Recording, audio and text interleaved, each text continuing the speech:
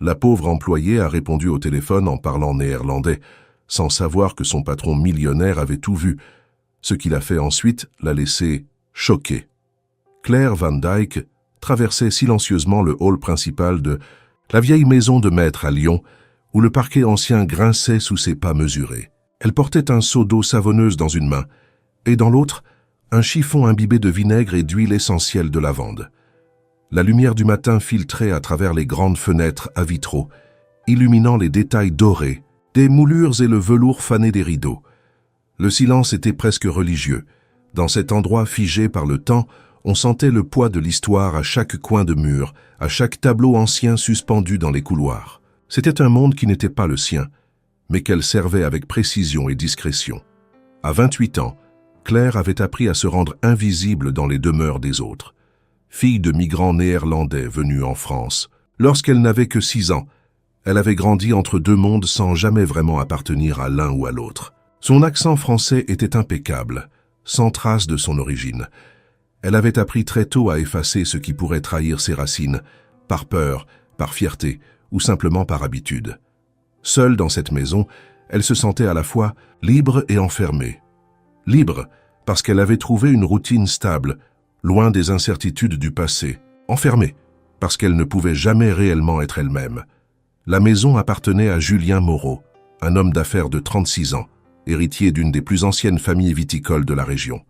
Il avait vécu à Paris pendant plus d'une décennie, entre soirées de gala, investissements risqués et relations superficielles. Sa réputation le précédait, charmeur, excentrique, distant. Mais depuis son retour à Lyon, après le décès de son père, il semblait avoir changé. Il avait quitté la capitale, abandonné les excès et décidé de revenir aux racines familiales, reprenant la gestion de la maison ancestrale et de la propriété viticole attenante. Claire ne le connaissait que de vue. Il apparaissait rarement, toujours discret dans ses allées et venues. Parfois, elle l'apercevait de loin dans le jardin ou en train de parler au téléphone dans la bibliothèque. Il ne lui avait jamais adressé plus de quelques mots polis, et cela lui convenait. Plus les employeurs se faisaient discrets, plus elle pouvait travailler en paix, concentrée sur ses tâches méticuleusement planifiées. Chaque matin, elle arrivait à 7 heures précises. Elle enfilait son uniforme simple mais propre dans le petit vestiaire près de la cuisine et notait les consignes du jour sur un carnet en cuir qu'elle gardait toujours avec elle. Elle commençait par les pièces communes, le salon principal, la salle à manger, le bureau. Ensuite venaient les couloirs, les escaliers, les chambres d'amis. Elle terminait souvent par la véranda, un lieu qu'elle affectionnait particulièrement pour sa lumière et sa tranquillité. Là, elle s'accordait parfois une pause, assise sur une chaise en osier, observant les vignes au loin, les pensées perdues entre les souvenirs d'enfance et les préoccupations du présent. Elle avait été engagée 6 mois plus tôt par l'intendante de la propriété, une femme rigide et efficace nommée Madame Girard. Cette dernière ne posait jamais de questions et appréciait les employés qui ne parlaient pas inutilement. Claire avait rapidement gagné sa confiance, grâce à son sérieux, son organisation et son silence. Elle ne se mêlait pas aux autres employés. Elle évitait les conversations inutiles, se contentant d'un bonjour discret ou d'un hochement de tête. Certains la trouvaient froide, distante, mais c'était sa manière à elle de se protéger. En réalité, Claire portait un secret qu'elle avait enfoui profondément. Peu de gens savaient qu'elle parlait couramment le néerlandais. Même sa chef de service n'en avait aucune idée. Depuis l'adolescence, elle avait choisi de ne plus utiliser cette langue, sauf avec sa mère, dans l'intimité du foyer. Il y avait eu un événement, il y a longtemps, qui l'avait poussée à tirer un trait sur cette partie de son identité, un souvenir douloureux lié à son père disparu, un mystère jamais résolu, un vide que personne n'avait su combler. Depuis, elle gardait le néerlandais comme une chose fragile, presque honteuse, qu'elle ne sortait que lorsqu'elle était sûre de ne pas être entendue. Ce matin-là, comme tous les autres, elle inspectait les étagères de la bibliothèque, un plumeau à la main, lorsqu'elle aperçut un détail qui lui échappait habituellement. Un petit livre à la couverture bleue, dissimulé derrière une rangée de volumes plus anciens. En le tirant délicatement, elle reconnut un recueil de poèmes en néerlandais. Ses doigts tremblèrent légèrement. Elle lut quelques vers à voix basse, presque en chuchotant, ressentant une émotion familière, entre la nostalgie et la douleur. Mais elle se reprit rapidement. Elle remit le livre en place nettoya la dernière étagère et quitta la pièce sans un bruit. Elle savait que s'attarder sur de tels objets pouvait l'affaiblir, et elle ne voulait pas être faible. Elle avait une mission simple, travailler, gagner sa vie, protéger sa mère malade, et ne jamais laisser le passé prendre le dessus. Lorsqu'elle termina sa journée, aux environs de 5 heures de l'après-midi, elle rentra dans l'appartement modeste qu'elle partageait avec sa mère dans le quartier de la Guillotière.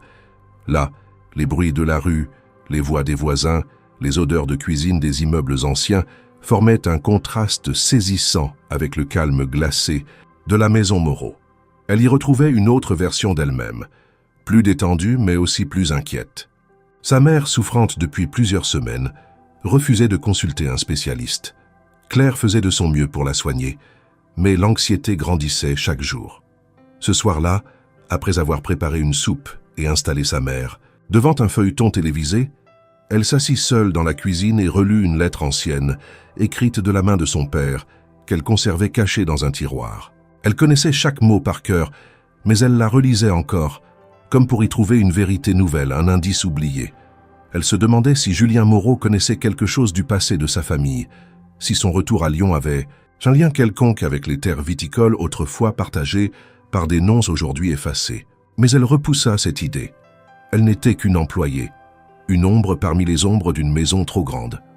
Julien Moreau était un monde à part, et elle n'avait aucune intention de s'y aventurer. Pourtant, quelque chose en elle frémissait doucement. Un pressentiment. Comme si le calme apparent n'était que la surface d'un lac prêt à être troublé. Elle ne savait pas encore que ce murmure enfoui dans sa langue maternelle, cette identité qu'elle avait tant tenté d'oublier, allait bientôt la trahir, et que Julien, sans qu'elle le sache, était déjà en train d'écouter. La pluie tombait drue ce jour-là sur les vitres anciennes de la véranda, transformant le paysage viticole en un tableau flou de verts et de gris. L'odeur de terre, mouillée, s'infiltrait doucement dans les pièces, accompagnée par le crépitement régulier des gouttes sur les ardoises du toit. Claire venait de terminer le nettoyage de l'office, les mains encore humides quand son téléphone vibra dans la poche de sa blouse. L'écran indiquait « Maman ». Une inquiétude soudaine lui noua la gorge. Sa mère n'appelait presque jamais pendant la journée, encore moins pendant ses heures de travail. Jetant un coup d'œil furtif autour d'elle, Claire s'adossa au mur du couloir désert près de l'escalier principal et décrocha « Allô, mam, what is there on the hand ?» Sa voix tremblait. Elle avait retrouvé son accent d'enfance, celui qu'elle ne laissait réapparaître que dans l'intimité de leur petit appartement à la Guillotière. « Ik voel me niet goed, meisje. Het is erger geworden vandaag. Je n'ai presque pas pu me lever. » Sa mère semblait épuisée. La toux au bout du fil était rauque, inquiétante. Claire sentit une boule de chaleur douloureuse monter dans sa poitrine. Elle s'éloigna un peu plus dans le couloir, le dos contre une porte close. « Waarom heb je me niets eerder gezegd? Zei ik je niet dat je me moest bellen als het erger werd? Pourquoi tu n'as pas appelé le médecin? Ik wilde je niet storen, je werk zo hard. Et puis, je pensais que ça passerait. Mam, je moet echt naar het ziekenhuis. Je suis sérieuse. Je vais parler à ton médecin ce soir. Ne t'inquiète pas, je vais m'occuper de tout. » La conversation, bien que brève, laissa Claire bouleversée. Elle sentit son cœur battre plus vite, la culpabilité lui rongeait le ventre. Elle avait toujours tout donné pour protéger sa mère. Et voilà qu'elle se retrouvait impuissante, coincée dans une maison qui n'était pas la sienne, à devoir calmer ses émotions en silence. Elle raccrocha après avoir promis de rentrer plus tôt ce soir-là. Mais ce qu'elle ne savait pas, c'est qu'elle n'était pas aussi seule qu'elle le croyait. Depuis le haut de l'escalier, à mi-ombre derrière la rampe de fer forgé, Julien Moreau s'était arrêté en entendant les premiers mots. Il était revenu plus tôt que prévu de son déplacement à Beaune, un rendez-vous annulé ayant écourté son séjour. Il avait l'habitude de passer inaperçu dans sa propre maison, laissant les domestiques vaquer à leurs occupations sans intervenir. Mais cette fois, la voix qu'il avait entendue, chargée d'émotion, l'avait figé. C'était du néerlandais. Il en reconnaissait parfaitement chaque intonation, chaque mot. Cela faisait des années qu'il n'avait pas entendu cette langue dans sa maison. Et entendre Claire la parler, fluide, naturelle, le laissa sans voix. Il ne s'était jamais intéressé à elle au-delà des limites de la bienséance professionnelle. Elle était efficace, discrète, presque transparente. Mais soudain, cette transparence s'était fissurée. Derrière la femme silencieuse et ponctuelle, il y avait un secret. Et Julien, lui-même porteur de nombreux secrets, ne pouvait s'empêcher de se sentir interpellé. Il attendit que Claire raccroche et reparte vers l'aile de service avant de descendre lentement les marches, ses pensées bourdonnant. Ce n'était pas la première fois que le passé ressurgissait de manière imprévue dans cette maison, mais cette fois-ci, cela le concernait personnellement, car Julien avait, lui, aussi vécu en Hollande. De ses 17 à 24 ans, après une dispute violente avec son père, il avait fui la France pour suivre une femme dont il était tombé follement amoureux. Une histoire d'amour brève, intense et tragique. Il avait appris la langue, vécu à Rotterdam, travaillé dans une petite cave vinicole près de Maastricht. Ce pays faisait partie de lui, même s'il l'avait enfoui sous des années de luxe parisien. Il ne pouvait ignorer ce qu'il avait entendu. Il connaissait la langue trop bien pour penser qu'il s'agissait d'un malentendu. Et la tristesse, dans la voix de Claire, l'avait touché plus qu'il ne l'aurait cru. Elle n'était pas simplement une employée, elle était une énigme, et Julien détestait les énigmes non résolues. Dans les heures qui suivirent, il observa Claire à distance. Elle semblait perturbée, moins concentrée, moins méthodique que d'ordinaire. Elle oublia un torchon dans la salle à manger, déplaça, sans raison apparente, un vase ancien qu'elle replaça 10 minutes plus tard à sa position initiale. Ce n'était pas dans ses habitudes. Julien, de nature plutôt distante, sentit naître en lui une étrange forme de curiosité, une tension presque adolescente, comme s'il avait été témoin de quelque chose d'interdit. Le soir venu, alors que la maison se vidait peu à peu, Julien entra dans la bibliothèque et se dirigea directement vers une étagère peu fréquentée. Il en sortit un ouvrage ancien relié de cuir, un dictionnaire néerlandais-français usé par le temps. Il le feuilleta distraitement comme pour raviver ses souvenirs. Il pensa à Claire, à sa voix, aux mots qu'elle avait prononcés, empreints de peur et de tendresse. Puis il referma le livre et le remit à sa place. Cette nuit-là, il rêva de Rotterdam, de ruelles mouillées, de vin rouge et de lettres qu'il n'avait jamais envoyées. Et pour la première fois depuis des années, il se demanda si son retour à Lyon n'était pas plus qu'une simple décision rationnelle. Claire, de son côté, rentra chez elle plus tôt que d'habitude. Sa mère, allongée sur le canapé, avait les joues pâles et les yeux cernés. Elle l'aida à se lever, à manger un peu, puis resta assise à ses côtés, tenant sa main en silence. Elle ne mentionna pas l'appel, ni les larmes qu'elle avait versées dans les couloirs de la maison Moreau.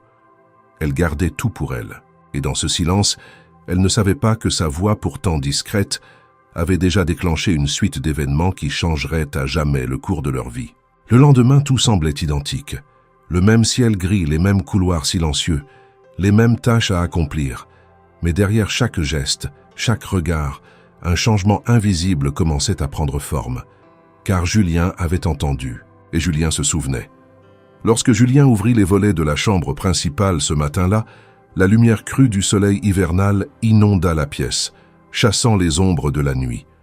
Le ciel était dégagé, d'un bleu net et tranchant, et les vignes encore nues s'étendaient en ligne rigide au-delà du domaine. Il n'avait pas bien dormi. Les mots de Claire, ou plutôt ceux qu'elle avait prononcés dans une langue qu'il n'avait pas entendue depuis des années, résonnaient encore dans son esprit. Il avait reconnu chaque inflexion, chaque hésitation. Ce n'était pas seulement du néerlandais. C'était un néerlandais intime, presque familier, celui des foyers modestes, des conversations pleines de pudeur et de douleur retenues. Julien n'était pas homme à s'attacher aux détails sans importance. Sa vie avait été faite de décisions rapides, de mouvements calculés, de gestes nets. Pourtant, quelque chose en Claire l'avait arrêté. Ce n'était pas son apparence. Elle était jolie, certes, mais discrète. Ni même sa manière de travailler, irréprochable, mais sans éclat. C'était le silence autour d'elle, cette impression qu'elle portait quelque chose de bien plus lourd qu'un seau ou un balai. Et maintenant, il comprenait qu'elle dissimulait un passé, tout comme lui. Julien avait quitté la France à 17 ans, en rupture totale avec son père, un homme autoritaire, rigide, qui n'avait jamais su exprimer l'amour autrement que par des exigences. La dispute avait été violente, et Julien était parti sans se retourner, emportant seulement un sac et une bourse bien remplie. Il s'était installé aux Pays-Bas avec l'aide d'un vieil ami de son grand-père, un vigneron excentrique installé près de Maastricht, qu'il avait pris sous son aile. Pendant 7 ans, Julien avait vécu là, travaillant dans les vignes, apprenant les secrets du sol et du raisin, mais aussi les rudiments de la langue et de la vie simple. Ce fut aussi là qu'il tomba amoureux d'Annika, une étudiante en botanique qui venait souvent faire des recherches dans les serres du domaine. Leur relation fut intense et sincère, mais se termina brutalement lorsqu'elle mourut dans un accident de voiture, une nuit pluvieuse, où Julien l'attendait pour un dîner qu'elle n'honora jamais. Après cela, quelque chose en lui s'était éteint. Il était revenu à Paris, reprenant son rôle d'héritier, acceptant les responsabilités que son père voulait lui imposer. Il enterra son passé sous des piles de contrats et de rendez-vous, d'affaires, effaçant tout ce qui lui rappelait la Hollande, y compris la langue qu'il parlait alors couramment, jusqu'à ce que Claire parle. Sa voix, cet accent, cette mélodie douce et grave, tout l'avait ramené à cette époque oubliée, et il ne pouvait pas ignorer ce rappel. Ce jour-là, il passa plusieurs heures dans son bureau à examiner d'anciens dossiers liés à la propriété. Il avait toujours su que certains documents concernaient des accords passés avec des producteurs étrangers, notamment néerlandais, mais il n'avait jamais prêté attention aux détails. À présent, chaque mention prenait un sens nouveau. Il trouva parmi les papiers jaunis une correspondance datant de plus de 25 ans, entre son grand-père et un certain Richard Van Dyck. Le nom résonna en lui comme un écho sourd. Van Dyck. Il n'y avait pas 1000 manières de l'écrire, ni 1000 façons de le prononcer. Il revit alors Claire au téléphone, luttant contre les larmes. Le lien devenait tangible, presque évident. Il garda cette découverte pour lui, pour le moment. Il n'était pas homme à se précipiter. Il voulait comprendre qui elle était vraiment, et surtout pourquoi elle cachait si farouchement son identité. Pendant les jours suivants, Julien observa Claire plus attentivement. Il ne changea rien à ses habitudes, la salua de loin, la croisa dans les couloirs sans commentaire. Mais intérieurement, il collectait chaque geste, chaque silence, comme des pièces d'un puzzle complexe. Il vit comment elle évitait les conversations avec les autres employés, comment elle changeait de pièce dès que quelqu'un restait trop longtemps. Elle n'avait pas peur, non. Elle se protégeait. Et Julien connaissait bien cette forme de solitude. C'était celle qu'on choisit pour ne pas être blessé à nouveau. Il se surprit à chercher des prétextes pour la croiser, plus souvent, demandant à Madame Girard de réorganiser certaines tâches ou de faire nettoyer des pièces qu'il n'utilisait même pas. Claire ne semblait pas s'en offusquer. Elle exécutait les nouvelles consignes avec la même rigueur sans poser de questions, mais Julien voyait bien que quelque chose bougeait en elle. Peut-être avait-elle remarqué son regard plus insistant, ou peut-être était-ce simplement la peur que son secret soit découvert. Il ne savait pas encore ce qu'il ferait de cette vérité, mais il ne pouvait détourner les yeux. Une fin d'après-midi, alors qu'il rentrait de la cave, il la surprit assise sur une marche du grand escalier, la tête entre les mains. Elle ne pleurait pas, mais son corps tout entier semblait replié sur lui-même. Il fit mine de ne pas la voir et monta dans sa chambre sans bruit. Il aurait pu lui parler, lui tendre la main, mais il attendait encore. Il voulait que ce soit elle qui vienne à lui. Ce même soir, il relut les lettres de Richard Van Dyck. Elles parlaient de vendanges, de conditions climatiques, de cépages. Mais entre les lignes, il y avait autre chose. Une chaleur, une confiance, presque une amitié entre cet homme et son grand-père. Il y avait aussi, dans une missive de 1997, une allusion à un différend, une rupture. Le ton changeait, devenait sec, presque amer. Et puis plus rien. Silence, comme si les deux familles avaient coupé tout contact du jour au lendemain. Julien ferma le dossier avec lenteur. Il ne savait pas encore ce que Claire savait, ni même si elle connaissait l'existence de ces lettres. Mais il sentait que le passé était sur le point de refaire surface et qu'il ne pourrait pas l'ignorer bien longtemps. Ce n'était plus simplement de la curiosité, c'était une nécessité, pour elle, pour lui, pour comprendre enfin ce que leur famille avait enterré ensemble, des décennies plus tôt. Il ne pouvait plus se contenter d'observer, il devait agir, mais avec prudence, car il savait, au plus profond de lui, que ce qu'il découvrirait risquait de bouleverser bien plus que son quotidien tranquille à Lyon. Le lendemain, la lumière du petit matin traversait les rideaux de lin de la salle à manger, et la poussière dansait dans l'air calme, tandis que Claire disposait les couverts pour le petit déjeuner. Ses gestes étaient précis, mécaniques, le fruit d'une routine répétée 1000 fois. Pourtant, ce jour-là, elle sentait une tension inhabituelle dans ses muscles, comme si quelque chose de latent s'apprêtait à se manifester, depuis l'appel à sa mère et l'angoisse qu'elle avait ressentie, Une part d'elle-même restait en alerte, presque fébrile. Elle avait le sentiment confus d'avoir été vue, entendue, mise à nu sans le vouloir. Elle tentait de se convaincre que ce n'était qu'une impression, mais son instinct ne la trompait que rarement. Julien entra dans la pièce d'un pas, calme, vêtu de façon décontractée, mais son regard trahissait une intention.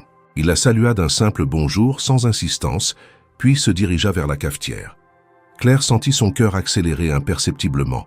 Elle fit mine de se concentrer sur le réajustement des serviettes, évitant de croiser son regard. « Good morgen, Claire !» lança-t-il soudainement, d'un ton neutre mais distinct. La phrase en néerlandais tomba dans la pièce comme un verre brisé. Claire se figea. Son souffle se coupa, et ses doigts se crispèrent autour d'une assiette en porcelaine qu'elle posa lentement, comme pour gagner du temps. Elle resta immobile, le dos tourné, espérant que le silence suffirait à effacer ce qu'elle avait entendu. Mais Julien ne bougea pas, attendant visiblement une réaction. Il y eut un long moment où seuls les bruits de la machine à café et des pas d'un domestique dans le couloir accompagnaient le silence tendu entre eux. Elle se retourna, enfin avec un sourire crispé, et répondit d'une voix parfaitement maîtrisée, bien que légèrement plus aiguë qu'à l'accoutumée. « Excusez-moi, monsieur, je n'ai pas compris. » Julien plissa légèrement les yeux, mais son expression resta impassible. Il prit une tasse, versa du café noir et la porta à ses lèvres. « Je disais simplement « bonjour ». En néerlandais, vous n'avez pas reconnu ?» Claire secoua doucement la tête. « Non, monsieur, je ne parle pas cette langue. » Un silence suivit. Le regard de Julien se fit plus soutenu, mais il ne fit aucun commentaire supplémentaire. Il acquiesça doucement, comme s'il venait de confirmer un soupçon, puis il se détourna, buvant son café en regardant par la fenêtre. La tension dans la pièce resta suspendue, palpable. Claire, de son côté, sentait ses jambes prêtes à flancher. Elle avait menti. Il le savait. Elle le sentait. Et pourtant, il n'insistait pas. Cette retenue lui semblait plus menaçante qu'un affrontement direct. Toute la journée, Claire fut agitée, même si elle n'en laissa rien paraître. Ses mouvements restaient maîtrisés, son visage impassible, mais son esprit tournait sans cesse autour de cet échange. Pourquoi Julien avait-il parlé néerlandais? Comment savait-il? Et surtout, pourquoi maintenant? Elle savait qu'il avait étudié à l'étranger, qu'il avait vécu à Paris, mais elle ignorait tout de ses années passées hors de France. Elle n'osait pas poser de questions, de peur d'en révéler plus qu'elle ne voulait. Elle regretta amèrement son moment de vulnérabilité. Elle aurait dû être plus prudente. Pourtant, une part d'elle ne pouvait s'empêcher de se demander ce que Julien cherchait réellement. Dans l'après-midi, alors qu'elle terminait le nettoyage du bureau principal, Julien fit de nouveau irruption, comme s'il avait choisi délibérément ce moment. Il s'approcha de l'un des classeurs, l'ouvrit, puis sans la regarder déclara « J'ai besoin de quelqu'un pour m'aider à organiser les archives de la Vinothèque.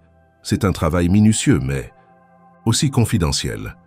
Cela ne fait pas partie de vos tâches habituelles, je le sais. Mais j'ai besoin de quelqu'un de fiable. » Claire, surprise, leva les yeux vers lui.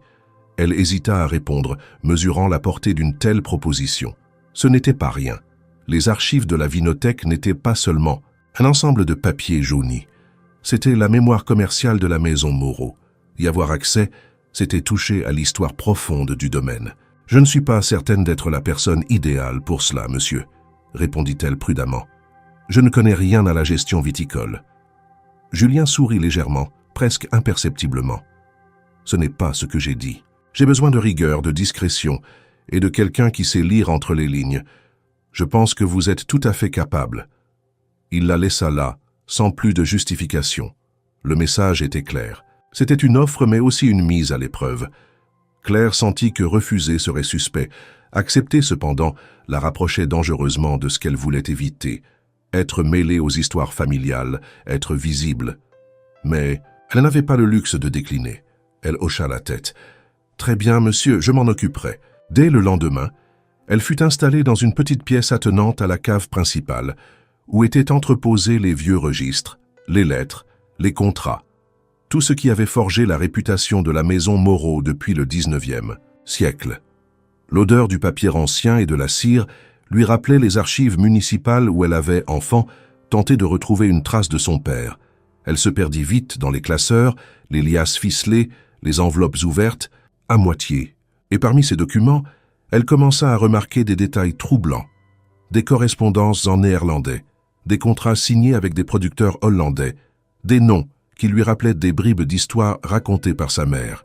Tout semblait relié, comme si son monde qu'elle croyait enterré ressurgissait dans cet endroit même qu'elle croyait étranger. Julien ne revint pas la voir de la journée, mais elle savait qu'il n'était pas loin, qu'il attendait, qu'il l'observait peut-être sans qu'elle le voie. La partie avait commencé et elle ne pouvait plus reculer. Le vent s'engouffrait dans les vieux volets du grenier transformés en salle d'archives, faisant trembler par moments les papiers empilés sur la longue table de bois. Claire s'y trouvait depuis plusieurs heures déjà, penchée sur une série de registres poussiéreux, entourée d'un silence si profond qu'elle pouvait entendre les aiguilles de la vieille horloge murale tourner. Les pages jaunes se succédaient sous ses doigts gantés, pleines de chiffres, de dates, de noms. Elle avançait lentement mais méthodiquement, tenant à jour une fiche de tri que Julien lui avait remise. Pourtant, son esprit vagabondait de plus en plus souvent. Elle n'arrivait pas à chasser de ses pensées cette phrase lancée en néerlandais et la proposition inattendue qui s'en était suivie. Depuis le premier échange, quelque chose en elle s'était fissuré. Elle sentait que l'étau se resserrait, que son passé ne resterait pas enterré encore longtemps. Ce jour-là, la lumière déclinante de l'après-midi filtrait à travers une lucarne au verre épais, projetant une clarté dorée sur la pile suivante de documents. Claire tira un carton du fond d'une étagère. Il semblait plus ancien que les autres, avec une étiquette presque illisible où ne subsistait qu'un mot en lettres tremblantes. Correspondance. À l'intérieur, des lettres entassées, sans ordre apparent, certaines encore dans leurs enveloppes, d'autres ouvertes, certaines jaunies au point d'en devenir friables. Elle en sélectionna quelques-unes, les rangea en piles. Français, néerlandais, autres langues. Puis ses yeux tombèrent sur une enveloppe partiellement ouverte, au papier épais, usé sur les bords, dont l'écriture manuscrite attira immédiatement son attention. Elle la reconnut avant même de lire le nom complet. Heer Van Dyck. Son cœur manqua un battement. Elle n'avait pas vu ce nom depuis plus de 20 ans. Et pourtant, le voir écrit là sur un document poussiéreux dans une maison où elle n'aurait jamais dû trouver trace de lui, la glaça. Ses mains tremblaient lorsqu'elle tira la lettre de son enveloppe. Le papier était jauni, mais l'encre, d'un bleu profond, restait lisible. Elle lut d'abord les premières lignes comme dans un rêve, incapable de comprendre ce qu'elle lisait. Puis, soudain, les mots prirent sens, et la voix de son père, absente depuis si longtemps, sembla lui parler à travers les phrases. La lettre était datée de 1999. Elle était adressée à Monsieur Étienne Moreau, le grand-père de Julien. Le ton était personnel, presque affectueux, comme s'il existait une amitié ancienne entre les deux hommes. Son père parlait de vendanges, de retard dus au climat, mais surtout, il mentionnait un projet commun, une parcelle de vigne achetée à moitié, une promesse d'héritage. Les dernières lignes étaient plus confuses, trahissant une tension, un désaccord naissant. Il y faisait allusion à une décision injuste, à un malentendu qui, sans être nommé, semblait avoir mis fin à leur collaboration. Claire sentit les larmes monter, mais les retint de justesse. Elle ne pouvait pas pleurer ici, pas maintenant. Elle replia la lettre presque machinalement, puis, prise d'une impulsion, la glissa dans la poche intérieure de son gilet. Elle savait que c'était une faute. Elle aurait dû la laisser là, la classer, l'archiver comme toutes les autres. Mais c'était son père, c'était son histoire, et personne n'avait le droit de la lui reprendre. Elle referma la boîte, reprit le tri avec des gestes plus brusques. Mais elle ne put rester concentrée. Une boule s'était formée dans sa gorge, et elle sentait ses yeux s'embuer malgré elle. Elle se leva, fit quelques pas dans la pièce, s'arrêta devant la fenêtre étroite. De là, elle voyait les vignes s'étendre à perte de vue, baignées dans une lumière dorée. Elle essuya furtivement ses joues avec la manche de son pull, inspirant profondément pour reprendre contenance. C'est alors qu'elle sentit une présence. Elle se retourna lentement. Julien se tenait à l'entrée de la pièce, les bras croisés, silencieux. Il ne faisait aucun bruit, ne disait rien. Il la regardait simplement. Claire sentit la panique l'envahir. Avait-il vu?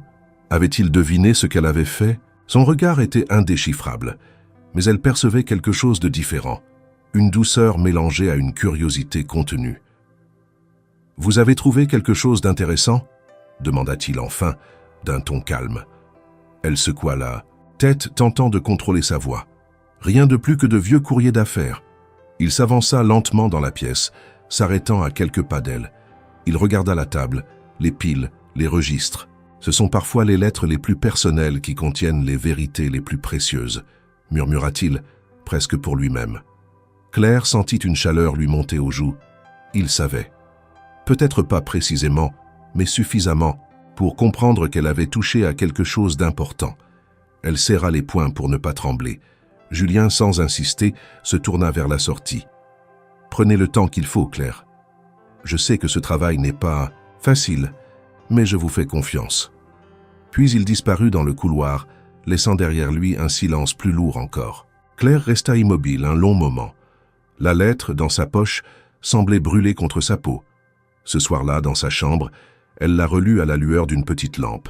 Les mots de son père, mêlés à des souvenirs flous, la submergèrent. Elle se revit, enfant, assise sur les genoux d'un homme au rire profond, dans un jardin rempli de raisins quelque part entre la France et les Pays-Bas. Elle se rappela les chansons murmurées, les histoires inventées, puis le vide soudain, l'absence, les années de silence. Elle comprenait maintenant que cette maison, ces terres, ces archives, n'étaient pas seulement celles des Moreau. Elle portait aussi l'empreinte de son sang. Elle ignorait encore comment ni pourquoi les chemins de sa famille s'étaient entrecroisés avec ceux de Julien. Mais elle savait que cette lettre était la première pièce d'un puzzle bien plus vaste, et que quoi qu'il en coûte, elle irait jusqu'au bout. Le matin suivant, le ciel au-dessus de Lyon était d'un gris uniforme, pesant. Une pluie fine tombait en continu, ruisselant lentement le long des vitres de la maison Moreau. L'air sentait la terre mouillée et le bois ancien. Claire arriva plus tôt que d'habitude. Elle avait à peine dormi. Toute la nuit, la lettre de son père n'avait cessé de tourner dans sa tête. Elle l'avait relue à plusieurs reprises, mémorisant chaque mot, chaque courbe d'écriture, comme si les phrases pouvaient lui livrer un secret que son esprit fatigué refusait encore de déchiffrer. Elle l'avait rangé soigneusement dans une pochette plastifiée qu'elle glissa entre deux livres personnels, cachés dans un tiroir verrouillé de son petit bureau de service. En entrant dans le hall principal, elle croisa brièvement le regard de Julien. Il était vêtu d'un manteau gris foncé, une écharpe autour du cou, prêt à sortir. Il s'arrêta devant elle, la salua poliment, mais son regard resta fixé un peu plus longtemps que de coutume. Elle soutint ce regard sans baisser les yeux. Un silence flotta entre eux, lourd de sous-entendus. « Avez-vous quelques instants à me consacrer ?» demanda-t-il finalement. Claire hocha la tête sans un mot. Elle le suivit jusqu'à la véranda, où un feu discret crépitait dans une cheminée ancienne. Il lui indiqua un fauteuil, s'installa en face d'elle, les mains croisées sur les genoux. Pendant quelques secondes, il sembla chercher ses mots. Puis, d'une voix posée mais ferme, il déclara « Je vais être direct. J'ai besoin de votre aide pour un projet qui sort du cadre habituel de vos fonctions. » Claire, surprise, ne répondit pas tout de suite. Julien poursuivit. « Il y a sur les terres de la famille un ancien vignoble laissé à l'abandon depuis plus de 20 ans. Mon père l'a fermé après un conflit commercial, je n'en connais pas tous les détails. Mais récemment, en fouillant les archives, j'ai découvert que ce terrain faisait l'objet de correspondances avec un certain Richard Van Dyke. Il vous est peut-être familier ?» Claire sentit son sang se glacer. Elle fixa Julien, incertaine de ce qu'il savait exactement. Il la regardait avec une attention contenue, sans agressivité, mais avec une clarté désarmante. « C'était le nom de mon père, » dit-elle finalement, d'une voix basse. Julien hocha la tête avec lenteur. « Je m'en doutais, et je crois que ce n'est pas une coïncidence. Je pense que votre père et mon grand-père ont travaillé ensemble, peut-être plus que cela. Ce vignoble porte des traces de leur collaboration, et je souhaite le faire renaître. Mais j'ai besoin de quelqu'un pour m'aider à négocier avec des producteurs néerlandais. J'ai retrouvé des contacts, des pistes. Il faut parler leur langue, comprendre leur culture. Je parle encore un peu, mais vous seriez bien plus apte à le faire. » Claire resta silencieuse. L'ampleur de ce qu'il lui proposait dépassait ce qu'elle aurait pu imaginer. Travailler à la restauration d'un vignoble familial, un projet ancré dans le passé, lié à son père disparu, elle aurait dû se méfier, refuser. Et pourtant, une force irrésistible l'attirait vers cette opportunité. Peut-être était-ce le désir de réponse, peut-être un besoin profond de réparer quelque chose de brisé en elle. « Pourquoi moi ?» demanda-t-elle enfin. Julien esquissa un sourire bref. « Parce que je sais que vous ne vous contenterez pas de traduire. Vous chercherez à comprendre, à faire le lien entre ce qui a été perdu et ce qui peut être reconstruit. Je crois que vous avez plus à voir avec ce domaine que vous ne le pensiez. » Claire prit une longue inspiration. L'idée d'accompagner Julien, de fouiller plus profondément encore dans les archives, de rencontrer ceux qui avaient peut-être connu son père, tout cela lui faisait peur. Mais c'était une peur mêlée d'excitation. L'instinct de fuite se battait avec celui de découverte. « Très bien, dit-elle enfin. J'accepte. Mais à une condition. » Julien releva les sourcils, intrigué. « Je veux avoir accès à toutes les lettres, à tous les documents liés à ce vignoble, sans exception. Et je veux pouvoir poser toutes les questions que je juge nécessaires. » Il hocha la tête, sans hésiter. « Accordé. » Ils restèrent là quelques instants, sans parler, écoutant la pluie contre les vitres et le feu qui craquait doucement. Claire sentit que quelque chose avait changé. Ce n'était plus seulement une relation entre employeur et employé. C'était une alliance tacite, fragile, mais fondée sur une vérité qui les dépassait tous deux. Le soir même, elle rentra chez elle avec un mélange de vertige et de détermination. Elle annonça à sa mère qu'elle allait devoir faire un déplacement professionnel dans les jours suivants. La vieille femme, pâle et fatiguée, acquiesça sans protester. Elle voyait bien que sa fille était différente, plus vivante, animée par une étincelle qu'elle n'avait pas vue depuis des années.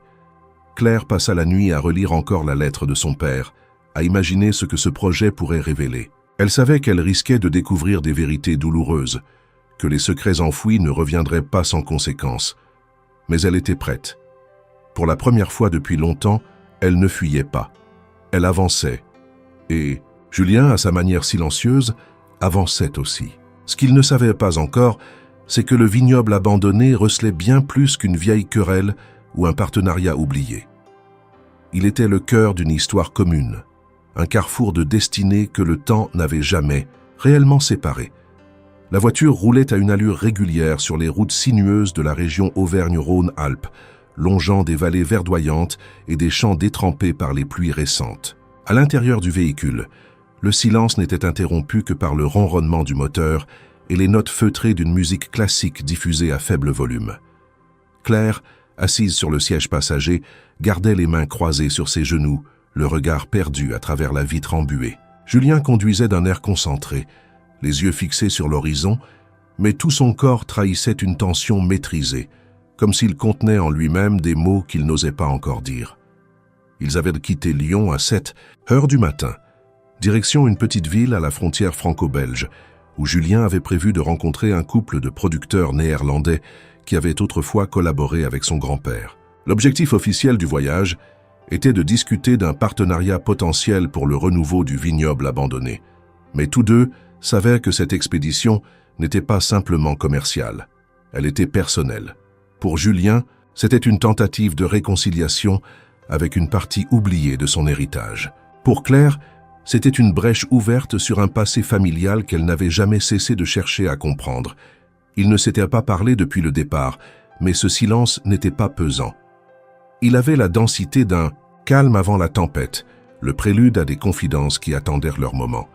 Ce fut Julien qui, le premier, rompit le silence, les yeux toujours rivés sur la route. « Vous savez, quand je vivais aux Pays-Bas, j'ai passé beaucoup de temps dans les vignes, plus que je ne l'aurais cru. Ce pays n'est pas réputé pour son vin, mais j'y ai appris à aimer ce métier. Le climat rendait les choses plus difficiles, mais aussi plus humaines. On travaillait avec les saisons, avec la terre, pas contre elle. » Claire tourna légèrement la tête vers lui, intriguée par cette confidence inattendue. Elle n'avait jamais imaginé Julien dans un décor rural, les mains dans la terre, loin des costumes sur mesure et des réunions stratégiques. Elle comprenait maintenant que son rapport au vin n'était pas qu'une question d'héritage, mais aussi d'expérience vécue. « Mon père disait que la vigne ne ment jamais, » répondit-elle doucement. « Que si tu triches avec elle, elle se venge à la prochaine récolte. » Julien esquissa un sourire. « C'est exactement ce qu'on m'a appris là-bas. Et pourtant, j'ai passé des années à ignorer cette vérité, à vivre dans un monde où tout est manipulable. Aujourd'hui, j'essaie de revenir à quelque chose de plus vrai. » Ils continuèrent à parler ainsi, par bribes, sur des sujets qui semblaient anodins, mais qui, peu à peu, tissaient un lien inattendu. Ils évoquèrent leur lecture, leur ville préférée, les musiques qui les apaisaient. Julien raconta une anecdote sur un concours de dégustation raté à Amsterdam. Claire rit, sincèrement, pour la première fois depuis longtemps. Le son de son propre rire lui parut étrange, presque étranger, comme s'il appartenait à une autre version d'elle-même. L'atmosphère entre eux changea imperceptiblement. Ce n'était plus seulement un employeur et une employée en déplacement professionnel. Il y avait une forme de complicité discrète, née de leur douleur commune, de leur silence respectif. Claire sentit sa méfiance s'effriter, non pas parce qu'elle lui faisait entièrement confiance, mais parce qu'elle percevait chez lui une faille, une vulnérabilité semblable à la sienne. À leur arrivée dans la petite ville, le vent soufflait fort. Ils furent accueillis dans une auberge rustique, dont les murs en pierre grise semblaient avoir résisté à plusieurs siècles d'intempéries. Les propriétaires, un couple dans la soixantaine, parlaient un néerlandais ancien ponctué de mots français, avec cette chaleur bourrue des gens de la terre. Ils reconnurent tout de suite le nom Moreau, et leur regard se fit plus grave à l'évocation de Richard Van Dyck. La rencontre, prévue pour durer 1 heure, s'étira jusqu'au début de la soirée. Les producteurs avaient regardé d'anciens carnets de commandes, des lettres échangées avec le grand-père de Julien et, plus étonnamment, avec Richard. Claire feuilletait les documents avec une émotion retenue, reconnaissant certaines expressions, certains traits d'écriture. Un sentiment de filiation se renforçait à chaque page, à chaque signature. C'était comme si les pièces du puzzle, jusqu'ici éparpillées, se rassemblaient enfin. Julien observait Claire discrètement, touché par sa concentration, par la façon dont ses doigts frôlaient les pages, comme s'ils caressaient des souvenirs. Il comprenait, sans qu'elle ait besoin de parler, que ce voyage était un tournant pour elle. De retour à l'auberge, après un dîner frugal partagé en silence, ils se retrouvèrent dans un petit salon commun, devant une cheminée où brûlaient quelques bûches. La lumière tremblante dessinait sur leurs visages des ombres mouvantes. Claire, assise sur un fauteuil de velours brun, tenait dans ses mains une photo noir et blanc que les producteurs leur avaient remise. On y voyait 2 hommes, l'un grand et fin, l'autre trapu et moustachu, posant devant un chai. Julien, assis en face d'elle, reconnut immédiatement son grand-père. Claire, elle, identifia son père sans hésiter. Elle porta la photo à son cœur, dans un geste involontaire, presque enfantin. « Je ne savais pas qu'il s'était connu à ce point, murmura-t-elle. Et moi, je ne savais même pas que ce terrain avait une histoire aussi riche, répondit Julien.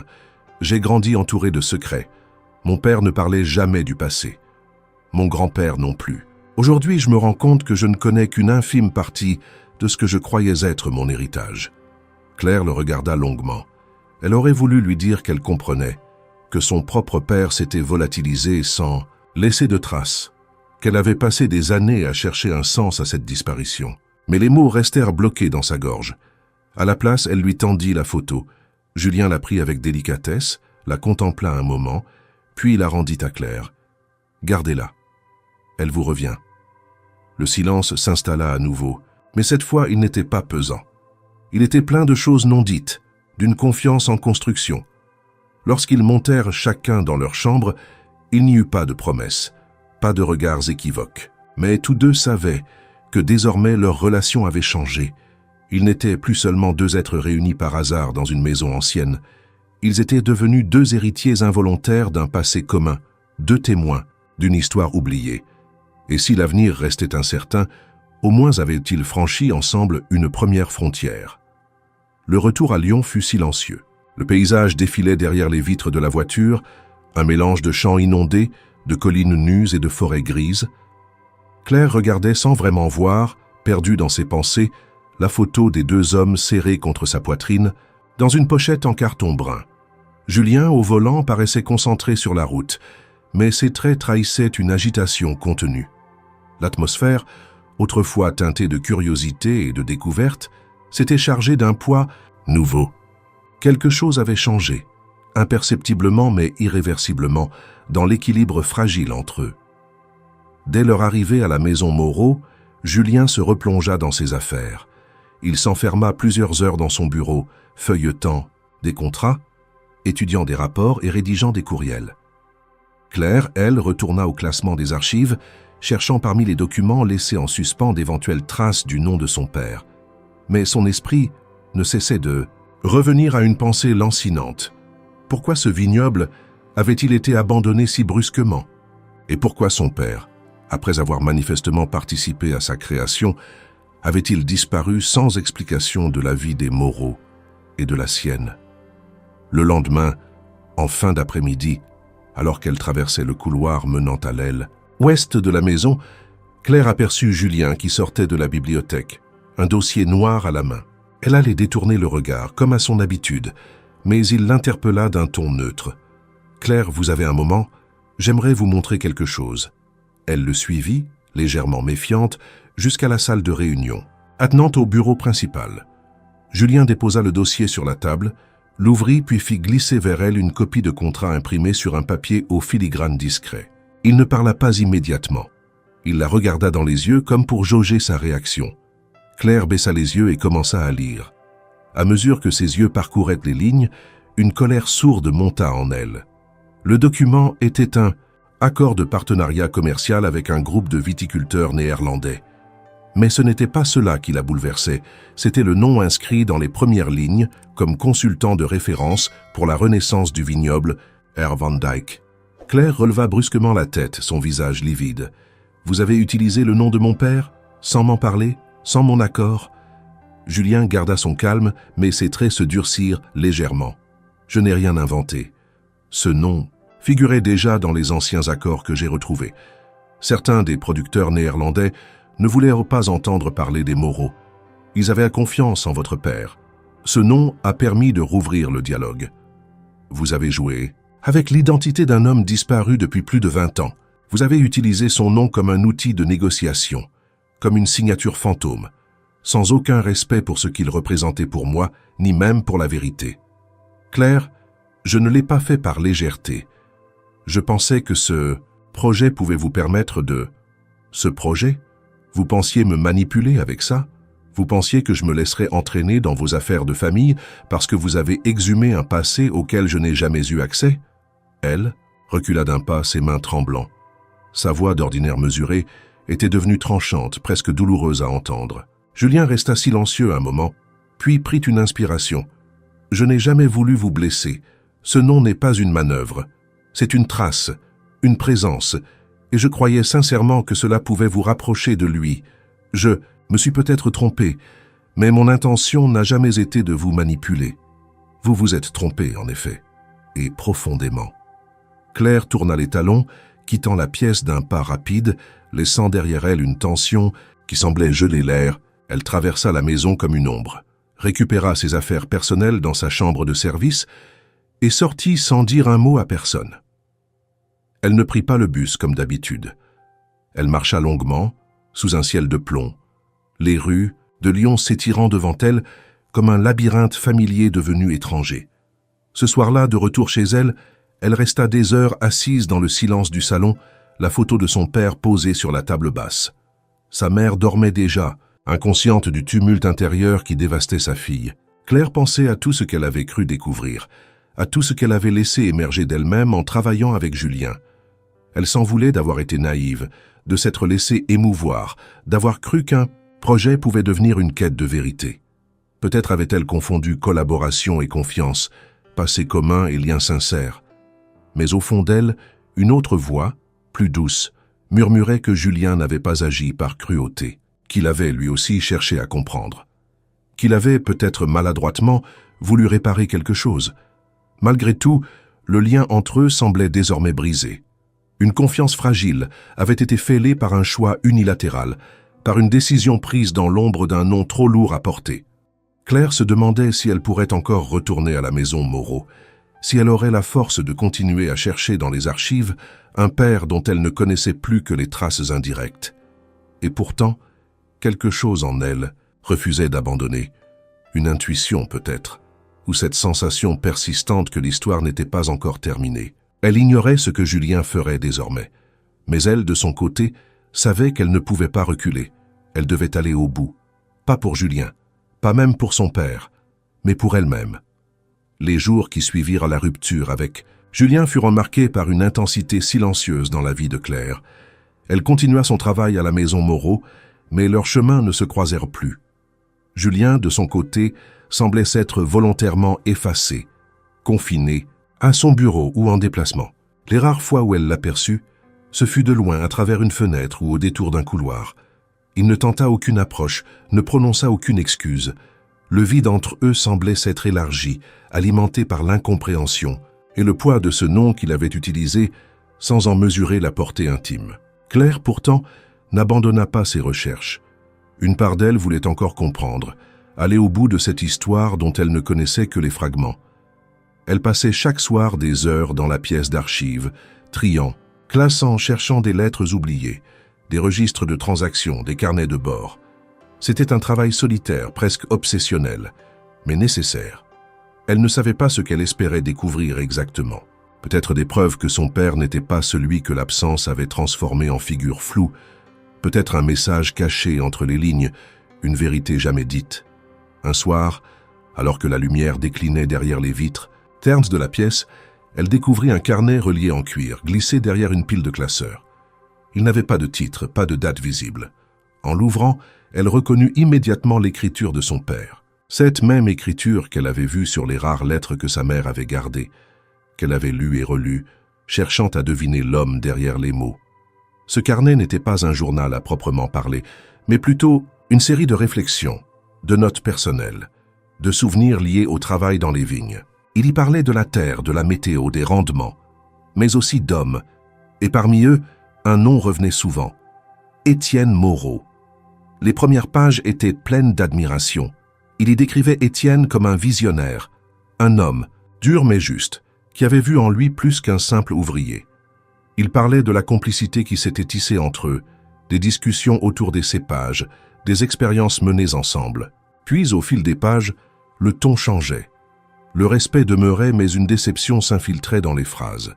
Richard y évoquait des désaccords sur la direction à donner au vignoble, sur les méthodes employées, sur la répartition, des bénéfices. Il laissait entendre que certaines décisions avaient été prises sans consultation, que son travail avait été invisibilisé au profit d'un nom déjà établi. Et surtout, il faisait allusion à une promesse non tenue. Une entrée en particulier attira l'attention de Claire. Elle était datée de 1999, quelques mois avant sa disparition. On y lisait « Étienne m'a dit que la terre serait partagée, que mon nom apparaîtrait sur l'acte. Mais aujourd'hui, je découvre un contrat signé sans moi. Je ne suis qu'un pion, un rêveur naïf. J'ai cru qu'un nom étranger pouvait avoir sa place ici. Je me suis trompé. » Claire relut ces mots à voix basse, les doigts tremblants. C'était une blessure à vif, couchée sur le papier, une trahison silencieuse. Ce n'était pas seulement une querelle professionnelle, c'était un point de rupture, un effacement brutal. Son père n'avait pas fui. Il avait été effacé, dépossédé non seulement de son travail, mais de sa dignité. Elle poursuivit sa lecture et ce qu'elle découvrit ensuite l'ébranla encore davantage. Dans les dernières pages, Richard parlait d'elle. Claire mérite mieux. Elle a l'intelligence de sa mère, la patience des vignes. Si je pars, ce ne sera pas par lâcheté. Ce sera pour qu'elle ne voie jamais ce que devient un homme brisé. Les mots résonnèrent en elle comme une claque. Elle comprenait maintenant que son père n'était pas un homme qui avait fui ses responsabilités. Il avait été trahi, et pour protéger sa famille, il avait choisi l'oubli. Ce soir-là, Claire resta dans la pièce jusqu'à très tard, le carnet contre sa poitrine, les yeux fixés sur un point invisible du mur. Elle revoyait sa mère, les silences prolongés, les réponses évasives lorsqu'elle posait des questions sur son père. Elle comprenait enfin cette douleur constante dans le regard maternel, cette fêlure qui n'avait jamais guéri. Tout avait été fait pour protéger Claire. Mais à quel prix? Le lendemain, elle se rendit au bureau de Julien. Elle n'avait pas prévu de le faire. Elle n'avait pas préparé de discours. Elle savait simplement qu'elle ne pouvait pas garder cette vérité pour elle seule. Julien la reçut sans étonnement apparent, bien qu'il parût surpris de la voir entrer si tôt dans la matinée. Il se leva, lui indiqua une chaise. Claire s'assit, posa le carnet sur la table entre eux. « Vous devriez lire ça, dit-elle simplement. » Julien ouvrit le carnet, lut quelques lignes. Il reconnut l'écriture, les dates. Il sentit l'ampleur de ce qu'il tenait dans les mains. C'est son journal? Pas exactement. Des notes, des pensées. Mais assez pour comprendre ce qui s'est vraiment passé. Il ne répondit pas. Il tourna les pages lentement, absorbé. Claire l'observa. Elle voyait dans ses traits les prémices de la culpabilité. Il n'avait rien fait. Pas directement. Mais il portait en lui le poids de ce nom. Moreau, qui avait écrasé un homme venu d'ailleurs, porteur d'un rêve trop ambitieux pour l'époque. « Je ne vous demande rien, Julien. Je ne veux pas d'argent, ni de terre, ni de reconnaissance. Public, je veux seulement que vous sachiez, que vous compreniez pourquoi j'ai réagi comme je l'ai fait. Ce nom, mon nom, il ne doit plus être une ombre. Il doit exister, avec ou sans votre famille. » Julien ferma le carnet, le posa doucement sur le bureau. « Je suis désolé, murmura-t-il. » Il ne trouva rien d'autre à dire. Et pour la première fois, Claire sentit que ce silence n'était pas un refus, mais un respect, une reconnaissance, muette. Elle se leva sans un mot de plus et quitta la pièce, laissant derrière elle une histoire désormais éclairée, une injustice révélée. Ce jour-là, quelque chose changea. Elle ne savait pas encore quoi, ni dans quel sens, mais elle n'était plus une simple spectatrice du passé. Elle en était l'héritière légitime. Claire ne put fermer l'œil de la nuit suivante. Elle resta allongée, le regard rivé au plafond, les pensées affluant sans répit. Le carnet de son père reposait sur la table de chevet, comme un cœur battant sous la lampe éteinte. Les mots, les phrases, les silences entre les lignes, tout résonnait en elle comme une vérité qu'elle avait toujours pressentie sans jamais l'avoir pu nommer. Ce n'était plus seulement une histoire de vignes ou de contrats oubliés. C'était une histoire d'effacement, de promesses trahies, de liens brisés entre deux hommes et, par extension, entre deux générations. Le lendemain matin, Claire prit une décision qu'elle ne formula à voix haute que lorsqu'elle fut sur le quai de la gare. Elle acheta un billet pour les Pays-Bas, direction Maastricht, avec une escale à Rotterdam. Elle n'en informa ni sa mère, ni Julien. Elle savait que ce voyage n'était pas une fuite, mais un retour. Un retour vers les lieux que son père avait aimés, vers les traces qu'il avait peut-être laissées dans une terre étrangère, devenue familière par le sang. Le trajet fut long, ponctué de correspondances et de paysages changeants. Les Haas, champs français laissèrent place aux plaines néerlandaises, aux maisons de briques rouges, aux canaux bordés de peupliers. Lorsqu'elle descendit à la gare centrale de Maastricht, l'air était froid, humide, mais chargé d'une odeur de terre et de pluie qui lui rappela étrangement la cave Moreau. Elle consulta l'adresse retrouvée dans une vieille lettre, un lieu que son père mentionnait dans ses notes comme la maison du commencement. Il s'agissait d'une ancienne ferme à la lisière de la ville, qu'il avait louée lors de ses premières années de travail dans la région. Claire prit un taxi, le cœur battant à tout rompre. Lorsqu'elle arriva, elle découvrit une bâtisse aux murs de pierre couverts de mousse, un jardin laissé à l'abandon et des volets fermés. Elle n'espérait pas y trouver des réponses concrètes. Elle voulait seulement s'imprégner du lieu, toucher les murs qu'il avait peut-être effleurés, respirer l'air qu'il avait respiré. Mais alors qu'elle s'approchait pour observer la porte d'entrée, une voix masculine l'interpella derrière elle. « Vous cherchez quelqu'un ?» Elle se retourna surprise. Un homme âgé, à la barbe blanche et aux yeux clairs, se tenait à quelques mètres, les bras croisés. Il portait un manteau épais et tenait une clé dans la main. « Cette maison appartenait à mon frère.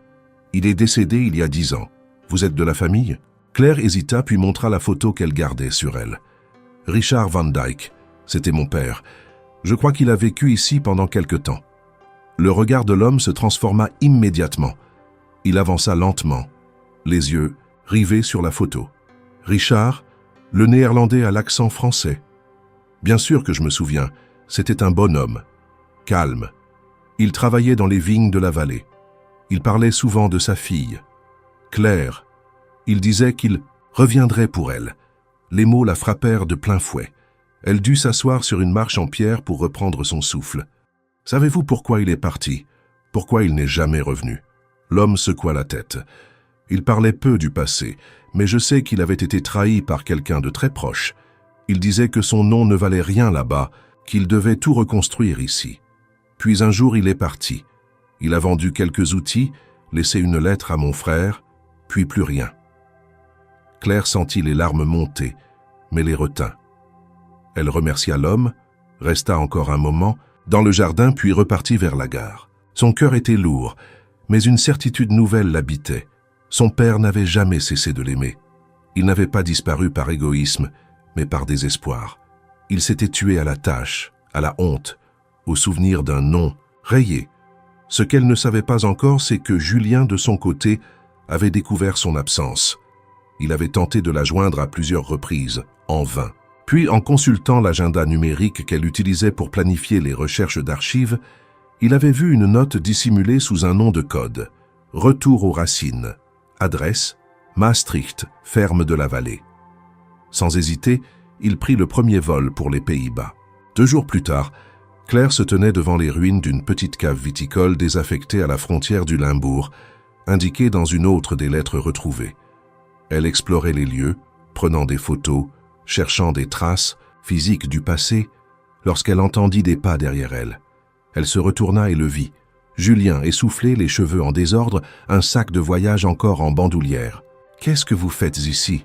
demanda-t-elle surprise. « Je pourrais vous poser la même question, mais je crois que je connais déjà la réponse. » Elle ne dit rien.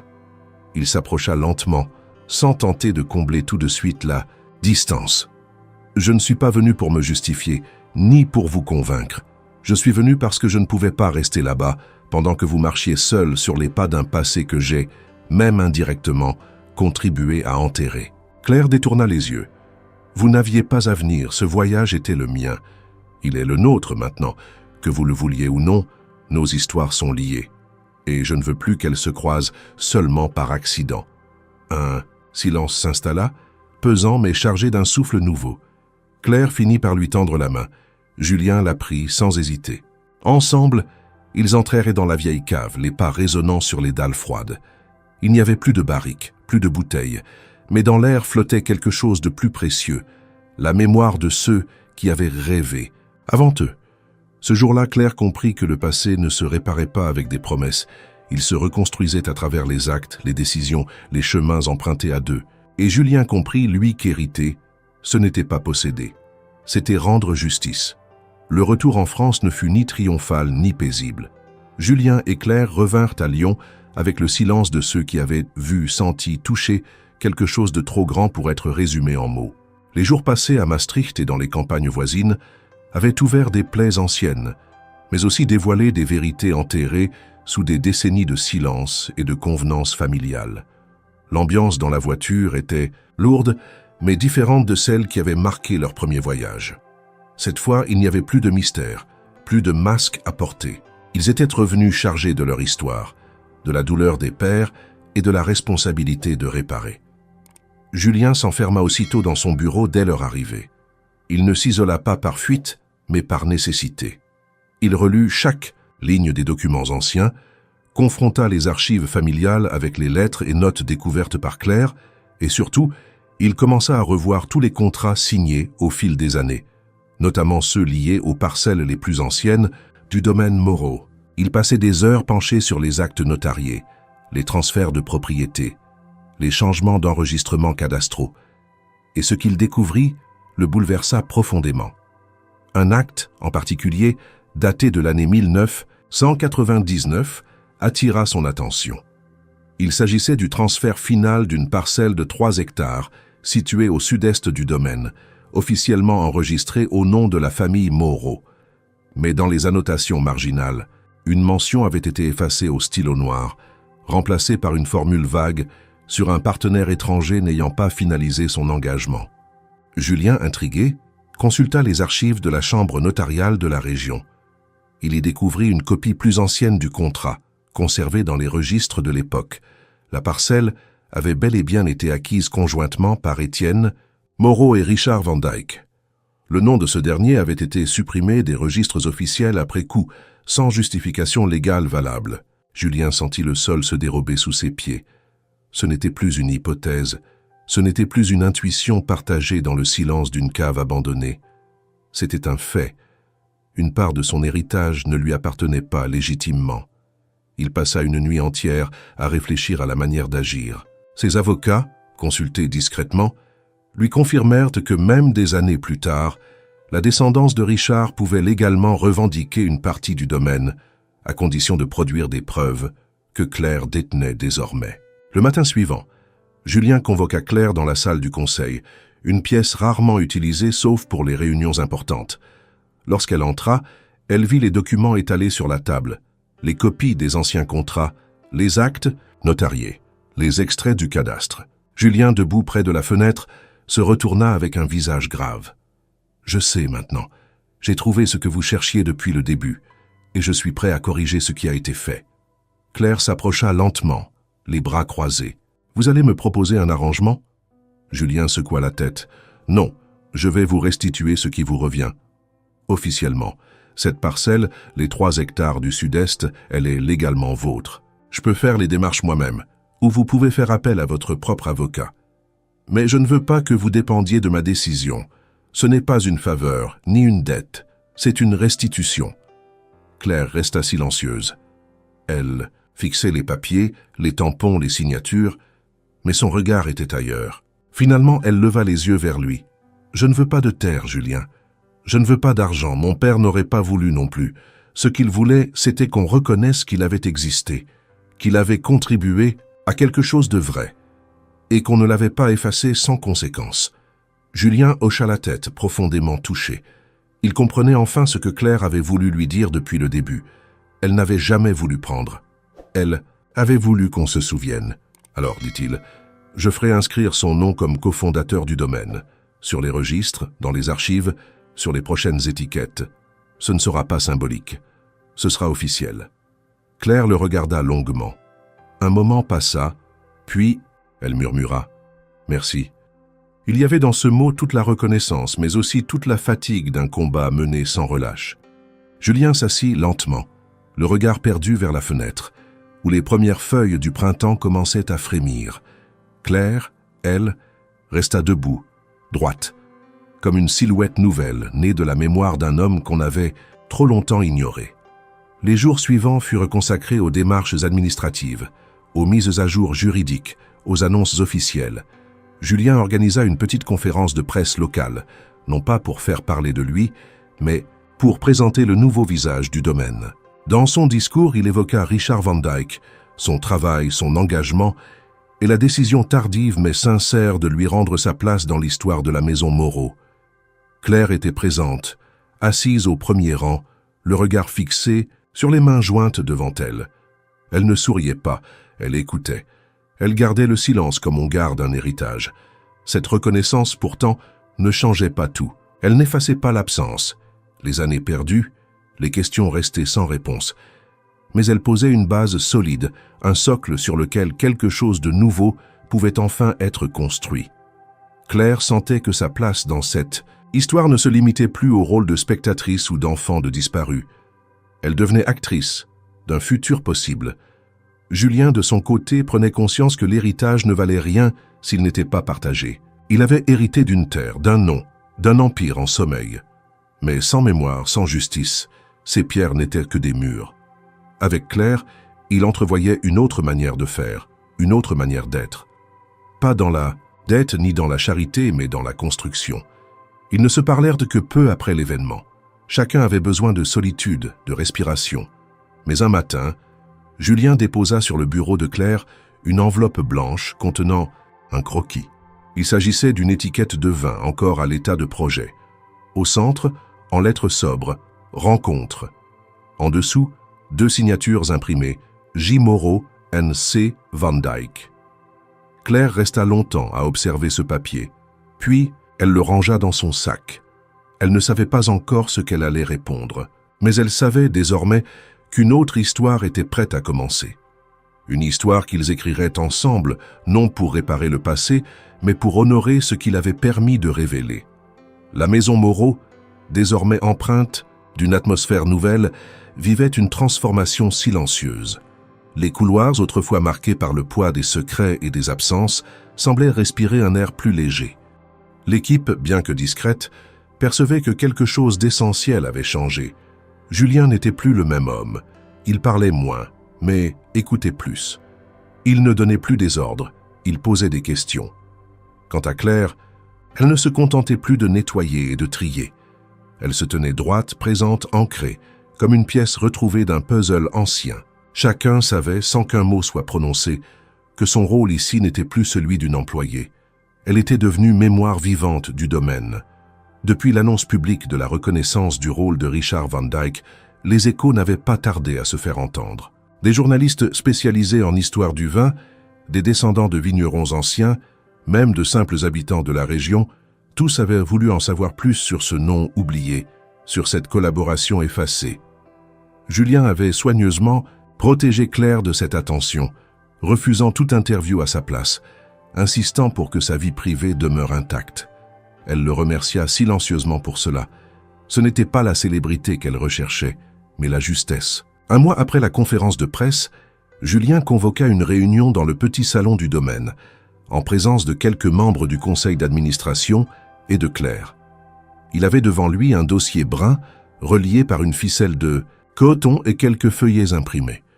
Il se leva, regarda chaque personne dans la pièce, puis déclara d'un ton clair, sans détour, « J'ai pris une décision. Ce domaine a besoin d'un nouveau départ. Pas seulement économique, mais moral. Nous avons bâti notre réputation sur une histoire tronquée. Il est temps de construire autre chose, ensemble. » Les regards se tournèrent vers lui, attentifs. Julien ouvrit le dossier et fit passer des documents à chacun. Claire prit le sien en dernier, le feuilleta. Elle découvrit un acte de cession partielle. Julien avait décidé de transférer officiellement une partie de la propriété. Non, pas seulement les 3 hectares liés à l'affaire Van Dyck, mais aussi un bâtiment annexe du domaine, au nom de Claire. Pas à titre de compensation, mais comme socle d'un projet commun. Il poursuivit, « Je ne vous demande pas de reprendre une activité viticole classique. Ce que je propose, c'est de lancer une nouvelle ligne de production. Une gamme de vins fondés sur la collaboration entre nos 2 héritages. Nous l'appellerons « Rencontre ».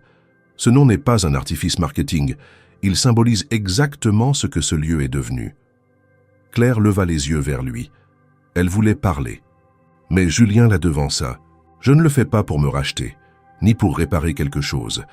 Je le fais parce que je crois en ce que nous pouvons créer ensemble, pas comme un compromis, comme une vérité. » Le silence fut dense. Puis l'un des conseillers, un homme d'un certain âge qui avait connu Étienne Moreau, hocha la tête lentement et murmura « Il aurait dû faire cela il y a 20 ans. » Les autres acquiescèrent. Personne ne contesta la proposition. Le passé, enfin, cessait d'être un poids pour devenir une fondation. Claire resta seule dans la pièce après le départ des autres. Julien, à sa demande, ne l'avait pas suivie. Elle avait besoin de quelques instants. Elle relisait les mots, les clauses, les conditions. Tout était conforme. Mais ce n'était pas cela qui la retenait. C'était le geste lui-même. Elle pensait à son père, à la cave de Maastricht, à la lettre jamais envoyée. Elle pensa à sa mère, à toutes ces années de silence, à ces repas où le nom de Richard était une absence qui occupait toute la pièce. Elle sortit dans le jardin, le dossier toujours en main. Le soleil déclinait, peignant les pierres de la maison d'une lueur dorée. Elle s'assit sur le banc de pierre où, quelques mois plus tôt, elle avait pris une pause entre 2 nettoyages. Le monde avait changé depuis. Elle n'était plus une domestique effacée. Elle n'était pas non plus devenue une héritière au sens classique. Elle était Claire Van Dyck, porteuse d'une histoire, gardienne d'une mémoire, actrice d'un avenir. Julien la rejoignit, silencieusement. Il ne dit rien, s'assit à ses côtés. Elle lui tendit le document signé. Il le prit, sans un mot. Ils restèrent là, longtemps, à regarder le soleil disparaître derrière les collines. Quelques jours plus tard, Claire visita l'annexe du domaine qui lui avait été cédé. Il s'agissait d'un vieux chai de pierre, abandonné, depuis des années, mais dont les fondations étaient solides. L'endroit sentait encore le raisin séché, le bois ancien, les fermentations oubliées. Elle y vit un lieu de renaissance. Non pas une usine, mais un atelier. Un espace où l'on pourrait expérimenter, transmettre, créer du vin autrement. Elle esquissa les plans avec une architecte locale, choisie pour son respect du patrimoine. Elle recruta un œnologue venu de Belgique, bilingue comme elle. Et surtout, elle imposa une règle. Chaque bouteille de rencontre porterait un nom issu d'une lettre retrouvée, d'un mot écrit par ceux qui avaient bâti cette histoire. Julien suivit tout cela avec une distance respectueuse. Il ne s'imposa pas. Il ne donna pas d'avis sans qu'on le lui demande. Mais il était là à chaque étape importante. Lorsqu'on posa la première poutre, lorsqu'on installa la première cuve, et enfin lorsque le premier fut scellé avec une étiquette blanche sur laquelle on pouvait lire « Récolte d'une promesse ». Le soir de cette inauguration discrète, Claire leva un verre à la mémoire de son père. Elle ne prononça pas de discours. Elle leva simplement les yeux vers Julien qui comprit. Tout avait été dit. le reste se vivrait. Et peut-être, pensa-t-elle en regardant la lune se refléter dans le vin rouge, que certaines histoires ne trouvent leur sens qu'après avoir été transformées en gestes. Le vent du matin soufflait doucement sur les coteaux de Bordeaux, caressant les rangées ordonnées de vignes encore couvertes de rosée.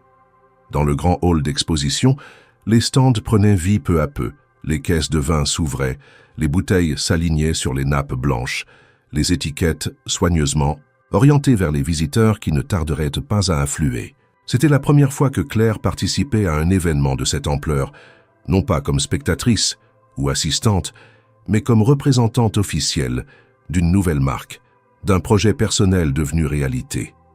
Elle portait un tailleur sobre, élégant, et tenait dans ses mains la première bouteille de la cuvée Rencontre, millésime de l'année précédente, produite dans le chai restauré avec patience, courage et silence.